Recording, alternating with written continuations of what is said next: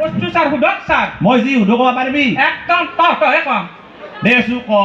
পদ কেই প্ৰকাৰৰ আৰু কি কি স্যাৰ পদ কেই প্ৰকাৰ হা স্যাৰ পদ 4 প্ৰকাৰ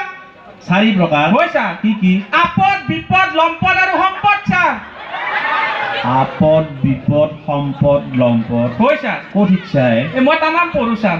আচ্ছা দে কৈছো বচন কেই প্ৰকাৰৰ আৰু কি কি স্যাৰ বচন হা স্যাৰ বচন বচন স্যাৰ বচন 3 প্ৰকাৰ কি কি অমিতাভ বচ্চন জয়া বচ্চন আৰু অভিষেক বচ্চন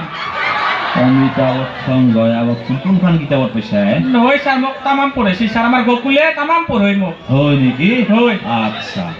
কাল জানা তই কাল কাল হা জানো স্যার জানা না সঁচা জানো স্যার সুধলি পাৰিবি ক'বা পাৰিম স্যাৰ কেই প্ৰকাৰৰনো 3 প্ৰকাৰ কি কি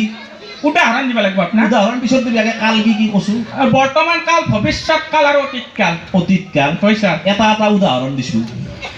অতীত কাল হা মানে মই আগতে এটা কোৱাটাৰ খাওঁতে তামাম নিচা ধৰিছিল হা সেইটো মোৰ অতীত কাল বৰ্তমান মই এতিয়া মানে হাফ এটা খাই মানে ধলং ধপংকে ঘৰত আহোঁ সেইটো মোৰ বৰ্তমান কাল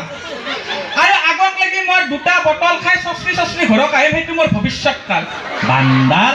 এই শিক্ষা তই স্কুলত যায় হা